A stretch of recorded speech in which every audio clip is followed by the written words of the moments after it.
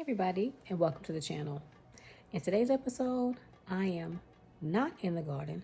I will be shortly, but right now I am indoors. I have three boxes of my seeds around me at my feet, and I am going over what I'm going to tackle next.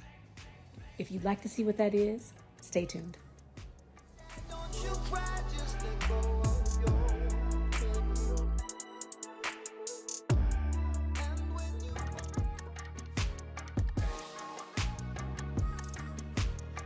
I am in planting mode as well as companion planting mode. And so I've pretty much planted roughly, I'd say 90% of the garden, believe it or not. And so I still have a little more to go. And I say a little because I'm not going to plant up 100% of the garden. And I say that because a lot of what I plant is winter plants, my brassicas. And I'm going to put a few of them in. However, I know it's going to cause me some major issues with pests. But I do have a solution, or at least a possible solution. I am going to be using some sprays like BT this year. So with that being said, I am going to put in a few more brassicas, and I'm probably going to put in a few more squash. Now, I really despise squash bugs. Squash bugs are so incredibly disgusting. I don't like flies, but I really don't like squash bugs or stink bugs or whatever they're called. They're gross. They're so gross. And so I know with having squash is more than a possibility, you're going to get those bugs in the garden. So I'm going to start out with planting some more legumes. And I have some peanuts that I've had for quite a while. I bought this packet. Let me see. This packet, it doesn't even say. You know that's bad when you can't even read it with your reading glasses. It doesn't have a year on here. I do not see a year on this packet, but I know this is not a recent purchase. I've had this maybe 2 years. Oh no, wait, let me stop lying. 2020. Ooh, that's bad. So I bought this pack. Can y'all see that? I bought this pack of peanuts in 2020, and I've got about maybe 5 left. Let's see. I have 5 left. Excuse me. 5 of them left, and one of them it looks like one that I might have harvested.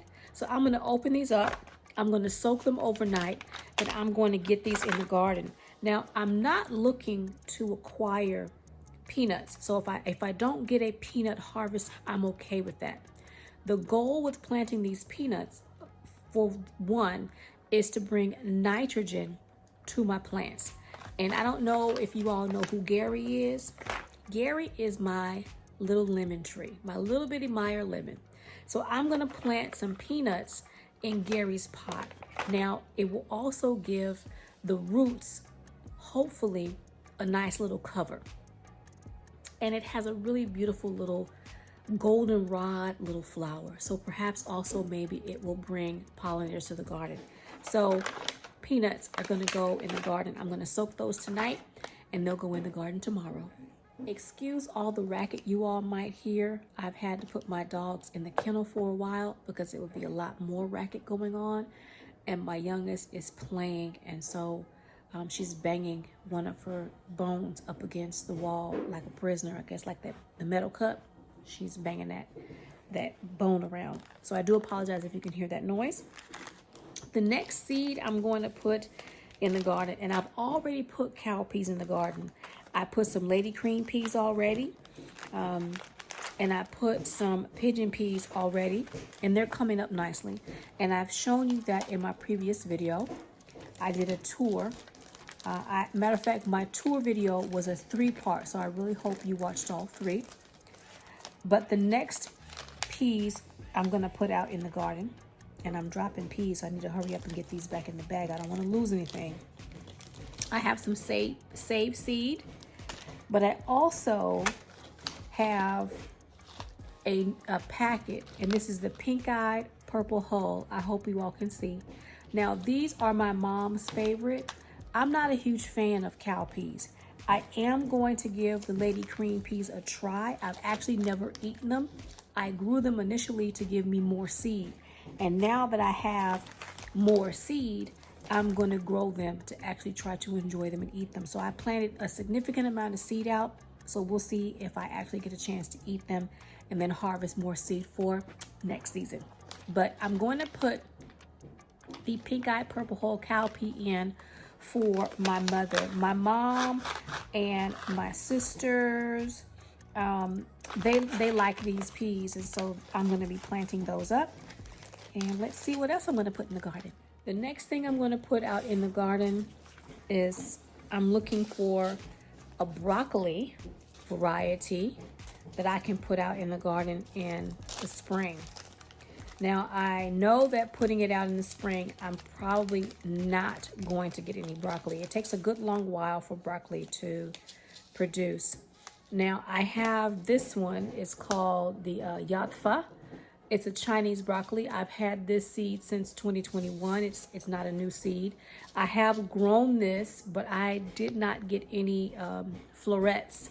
So, but you can eat the leaves. I did not get any florets. And it got so hot that the plant did die on me.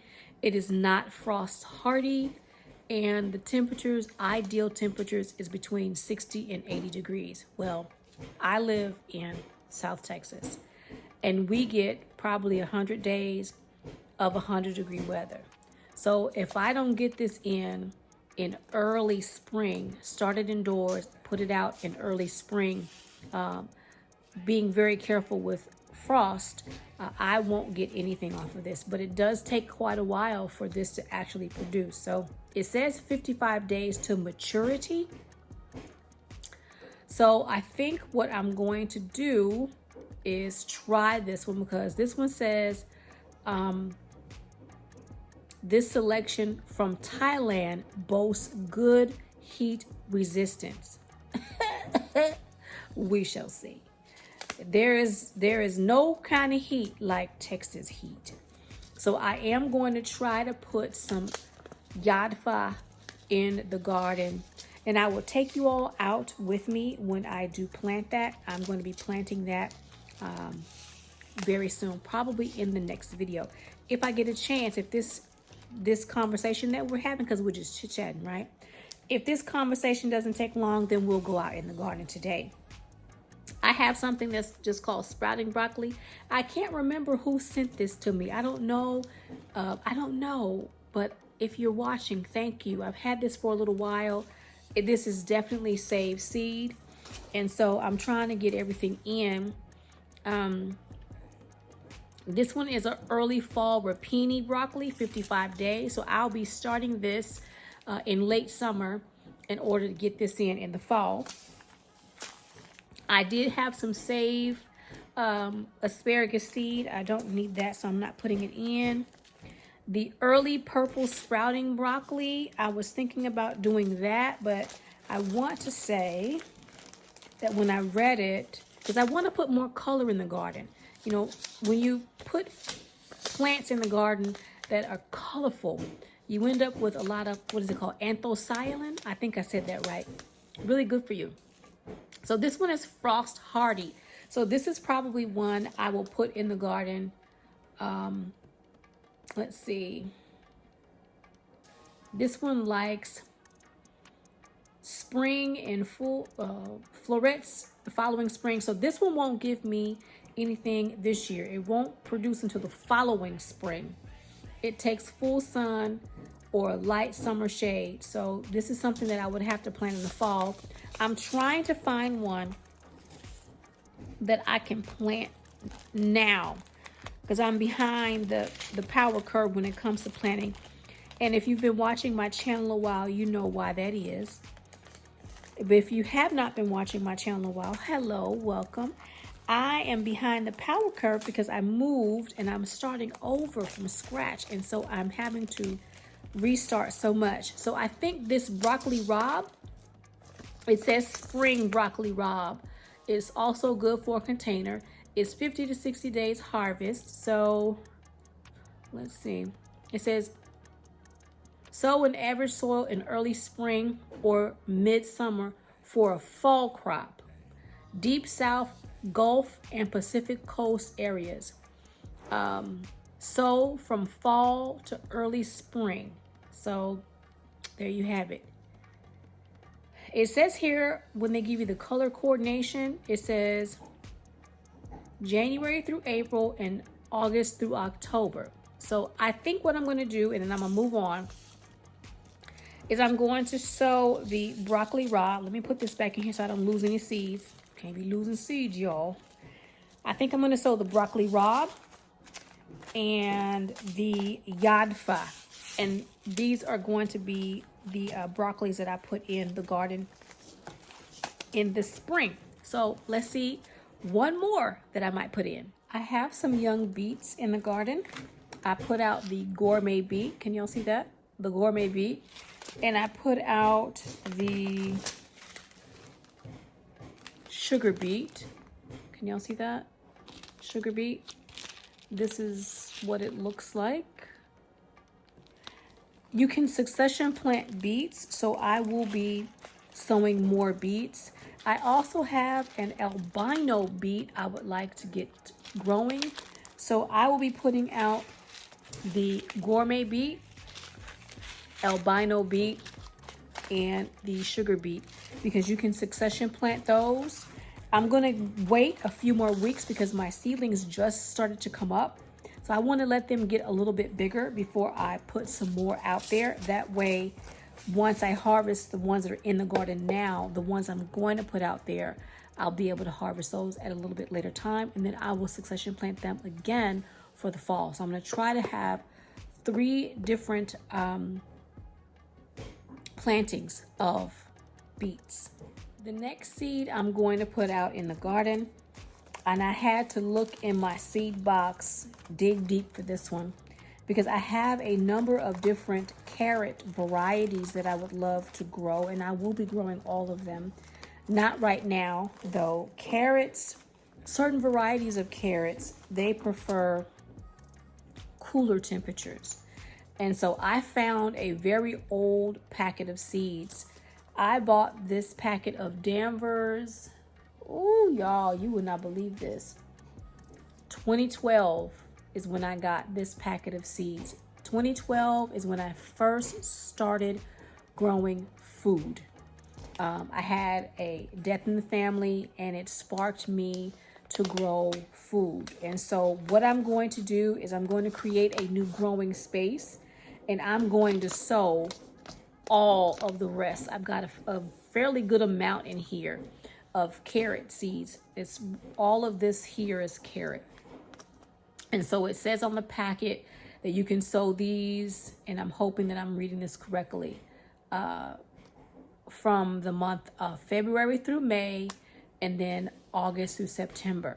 Now on the back of your seed packets, many of them will tell you what's the optimal time to sow your seed. And of course, a little bit of information, if you're lucky, on the type of environment your seed needs in order to germinate well and grow. And in the state that I'm in, it looks like I can still plant these. So I will be planting once I create that bucket, and I should be doing that today, hopefully. I will be, because it's going to rain tomorrow. I like to make good use of when it rains. So if you know it's going to rain in your area and you're gardening or you want to garden, sow your seeds before it rains and make good use of that rainwater. So I'm going to be sowing these today. I'm going to finish off that bucket. I started it, but I had to stop, and I'm going to sow all of these seeds. Now just know, when you're sowing carrot seeds, carrots don't like any type of obstruction in the soil. It has to be fine, loose soil. If it's not, your carrot will split.